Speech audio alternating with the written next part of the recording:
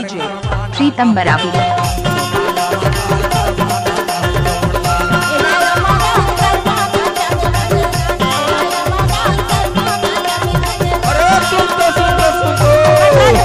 Marathi sound चाली दादा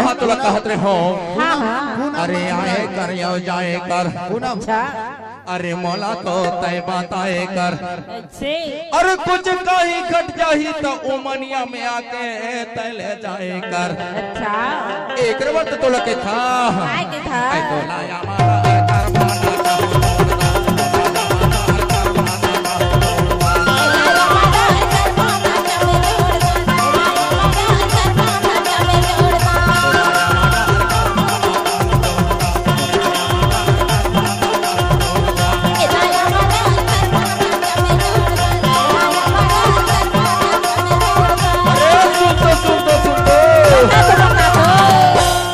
DJ Sameer एक करमाना चाहो हमारा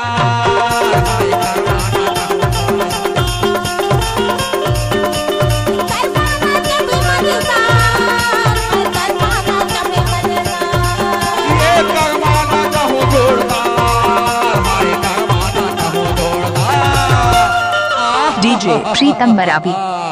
एक रबर तुम हाथ लगे था काय की था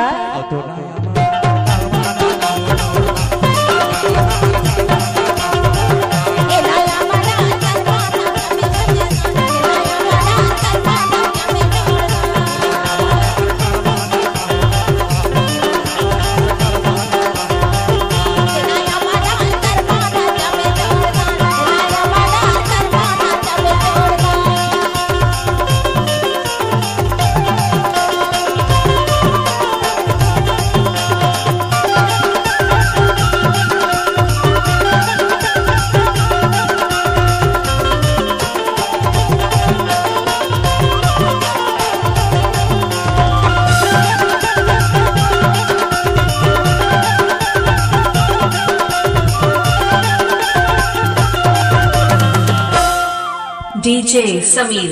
लड़का के गोट न सुन के लड़की हके थे काय की थे लड़का के गोट न सुन के लड़की हके थे का की थे अरे तै तो मोला लेगे बार लेगबे ते मोला लेगे बार लेगबे लेकिन मोला का खवाबे का पियाबे कहां सुताबे सारी रात ऐसे मोला लेगे बार लेगबे लेकिन प्रीतम बराबी। का खवाबे का पियाबे कहां सुताबे सारी रात से का लेकिन लड़का के गोट न सुन के लड़की की थी का की थे का तो खवाबे मोला का तो पियाबे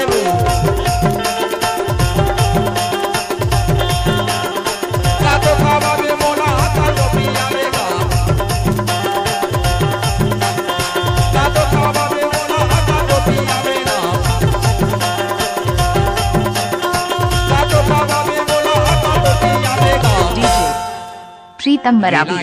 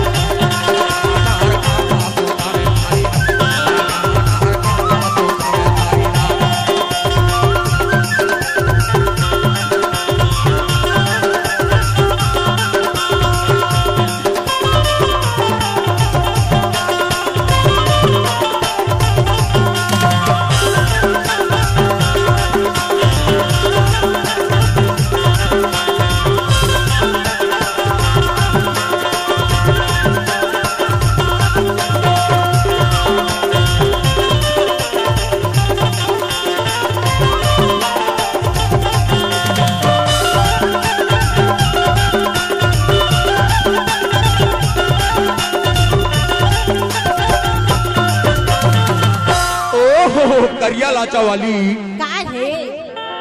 ए नीली लाचा वाली का है अब तेरा क्या होगा रे पीली लाचा वाली। अरे काहे वही बताई डालना। लड़की के गोट ल सुन के लड़का हा जवाब देखी का कथे काबर की उमनिया वाले संग महो हो। हाँ हाँ उमनिया वाले संग महो हो। हाँ तो लड़की के गोट ल सुन के लड़का हा कथे का कथे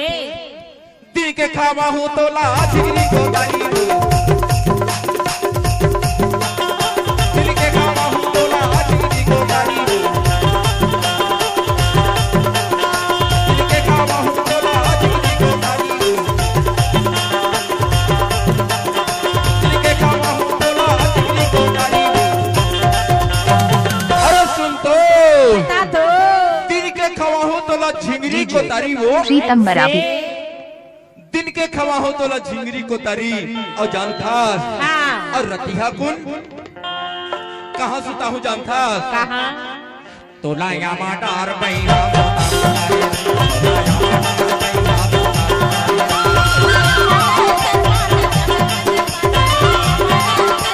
तो लाया माटार बैना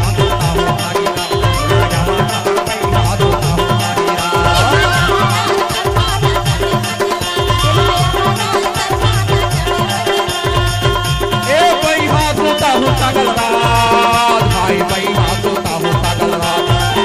ए भाई हाथ होता हूँ सागल रात भाई भाई हाथ होता हूँ सागल रात आहा डीजे प्रीतम मरावी भाई हाथ होता हूँ सागल रात। लड़की के गोट ल सुन के लड़का हा जवाब देती हाँ हाँ दिन के खवा हूँ तो ला झिंगरी को तारियो रतिहा को सुहा हूँ बैहा में सुना हूँ तो ला सारी रात। औ का कथी जानथा का कथे अरे सत्य में इतना नहीं तोर बार हमार कोती तो पता नहीं ये तरफ मिलते कि नहीं मिले मैंने जाना हो दारू के जगह में आजकल कोसना मिलते कोसना ऐसे टूरी पीला मन हर बाजार में कोसना रखे रखी। तो लड़की हा लड़की के जवाब सुन के लड़का हा कथे तो लाया माटार कोसना पिया मुहारी रा लाया माटार कोसना पिया मुहारी रा